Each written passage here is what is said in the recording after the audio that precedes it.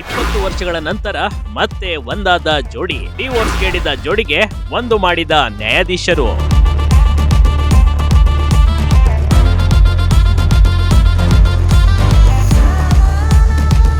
ಈ ಮದುವೆ ಅನ್ನೋದು ಸುಖ ಸಂಸಾರಕ್ಕೆ ಒಂದು ಮಾರ್ಗ ಕಣ್ರಿ. ಗಂಡು ಹೆಣ್ಣು ಕೂಡಿ ಬಾಳಿದ್ರೆ ಆ ಕುಟುಂಬ ನೋಡೋಕೆ ಚಂದ.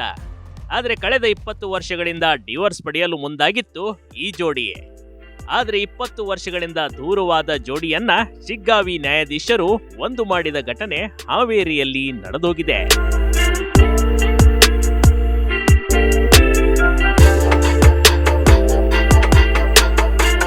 ಹೀಗೆ ನ್ಯಾಯಾಧೀಶರ ಮುಂದೆ ಹಾರವನ್ನ ಬದಲಾಯಿಸಿಕೊಂಡಿದ್ದಾರೆ.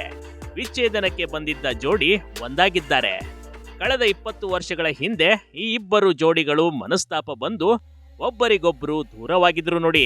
ಅದರಲ್ಲೂ ಈ ಇಬ್ರು ಕೂಡ ಶಿಕ್ಷಕ ದಂಪತಿಗಳು ಅನ್ನೋದು ವಿಶೇಷ.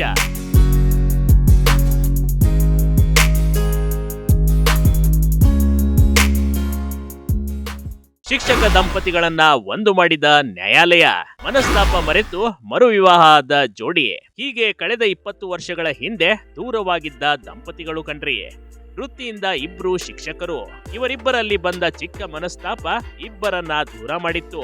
ಇಬ್ರು ಕೂಡ ತಮ್ಮ ವಿದ್ಯಾರ್ಥಿಗಳಿಗೆ ಪಾಠ ಮಾಡೋದ್ರಲ್ಲೇ 20 ವರ್ಷ ಕಳೆದ್ಬಿಟ್ಟಿದ್ರು. 20 ವರ್ಷಗಳ ಹಿಂದೆ ಇಬ್ಬರು ವಿಚ್ಛೇದನ ಅರ್ಜಿ ಸಲ್ಲಿಸಿದ್ರು. ಆದ್ರೆ 20 ವರ್ಷಗಳ ನಂತರ ನಾಗರತ್ನ ಮತ್ತು ಯಲ್ಲಪ್ಪ ದಂಪತಿಗಳನ್ನ ಶಿಗ್ಗಾವಿಯ ನ್ಯಾಯಾಧೀಶರು ಒಂದು ಮಾಡಿದ್ದಾರೆ.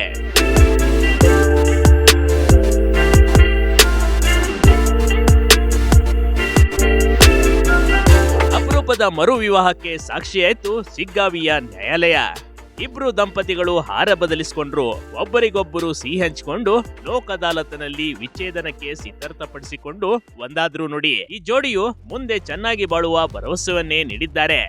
ಈ ವೇಳೆ ನ್ಯಾಯವಾದಿಗಳಾದ PR ಕಲ್ಯಾಣಿ ಮತ್ತು SR ಪೂಜಾರ್ ಸೇರಿದಂತೆ ವಕೀಲರು ಮದುವೆಗೆ ಸಾಕ್ಷಿಯಾದರು. Big TV Karnataka, Shiggavi.